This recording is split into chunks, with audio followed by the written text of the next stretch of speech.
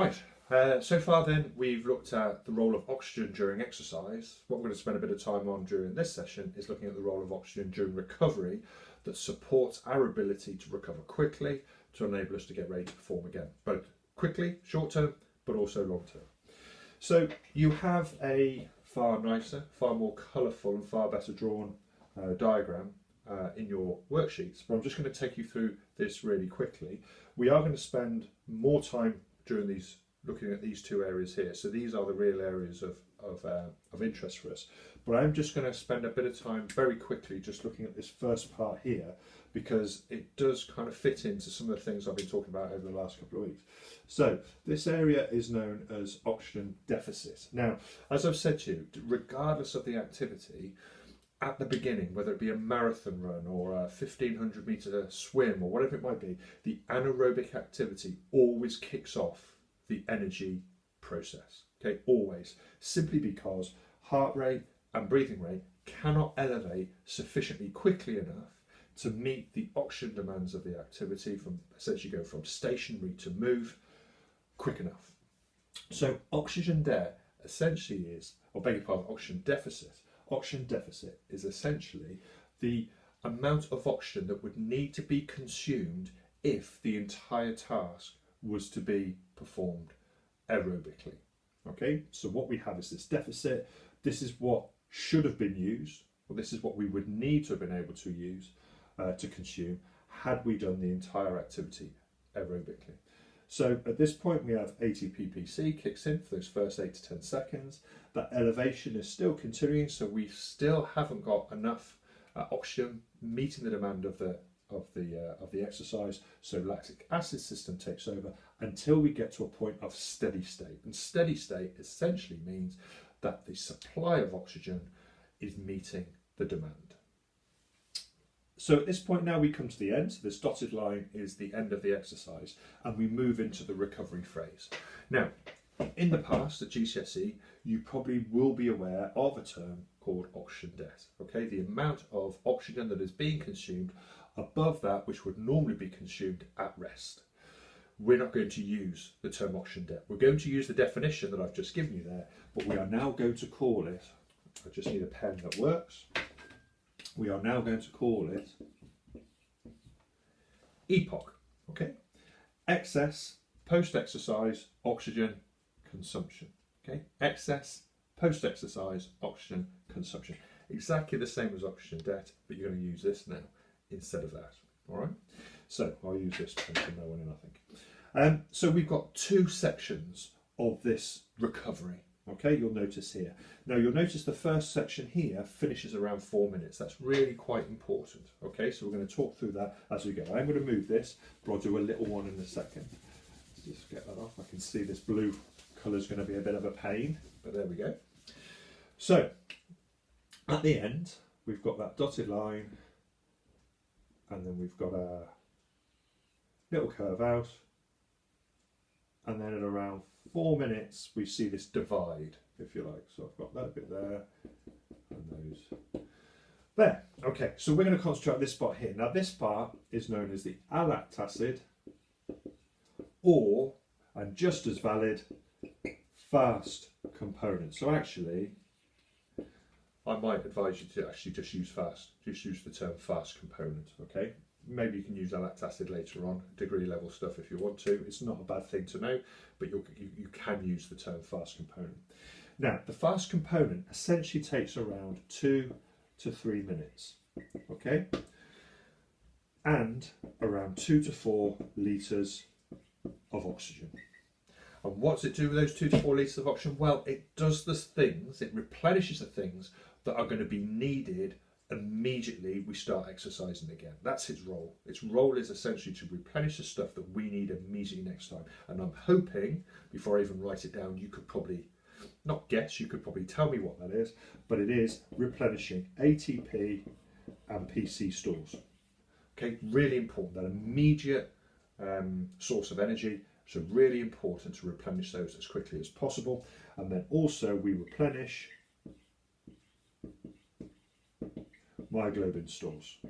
Okay, again, really important, a very easy and quick thing to do with that excess oxygen, but we replenish myoglobin stores. So overall, 2 to 3 minutes. Around 50% of PC stores can be replenished within about 30 seconds. Okay, so it really is a fast acting component as part of that recovery. Okay, but overall, 2 to 3 minutes. Okay, so then, well, this is a toughie. Mind you, at least you can see it better.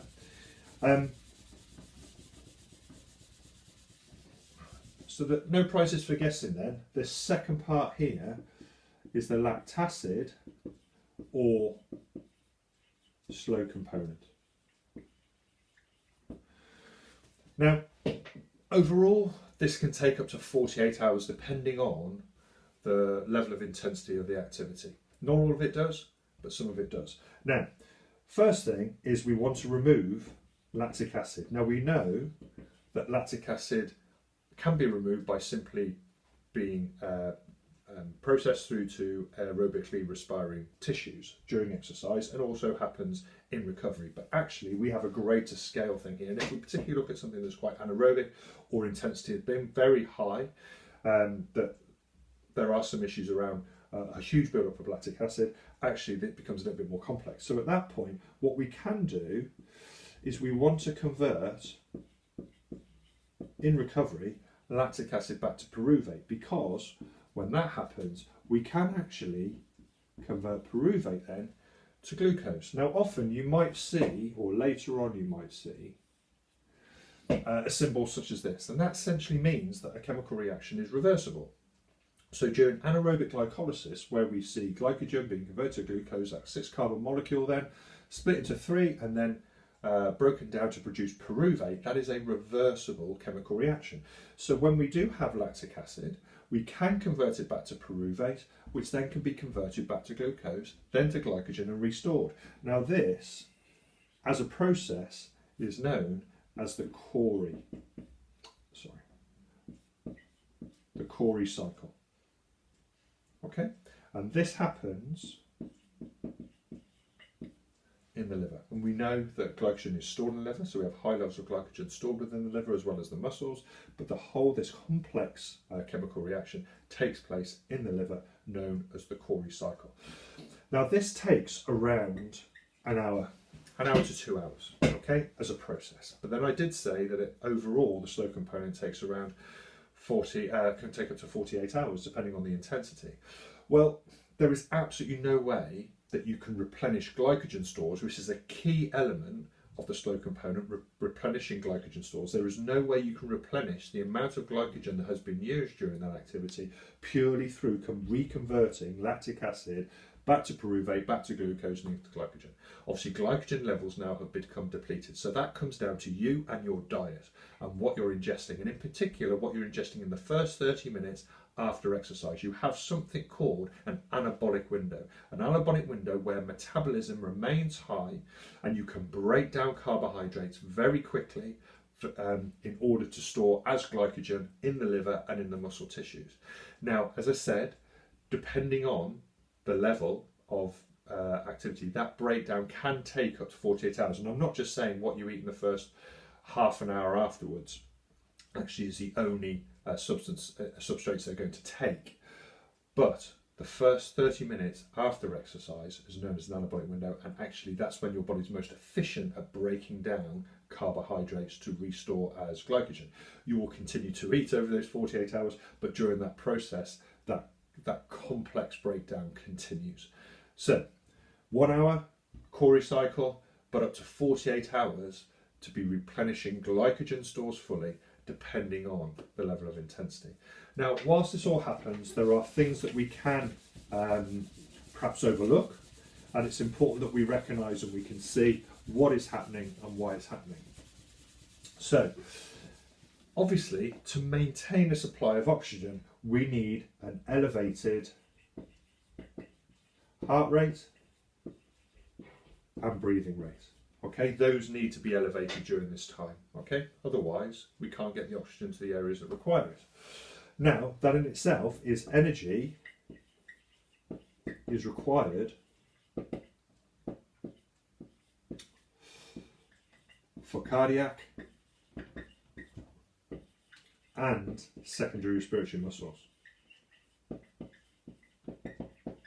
previously, because we're trying to ensure that we are supplying high levels of oxygen in recovery so we don't see breathing rate and heart rate drop, but energy is actually required for those muscles to maintain them. So we have a high metabolic rate. I just spoke about that. I've got to be able to spell it as well as say it, but as I said to you before, that anabolic window, that 30 minutes after exercise, we maintain a high metabolic rate because we want to break down carbohydrates really, really quickly to replenish glycogen stores. And as a result, throughout all of this and all the chemical reactions that are going on, we maintain a high temperature. And sometimes you can feel this yourself, that actually you are aware that even though you've had 30 minutes recovery, even though you've been resting for 30 minutes, you're still sweating. And that's because of the amount of chemical reactions that are going on within the body that actually maintains the body temperature. So, there's your role of oxygen in recovery.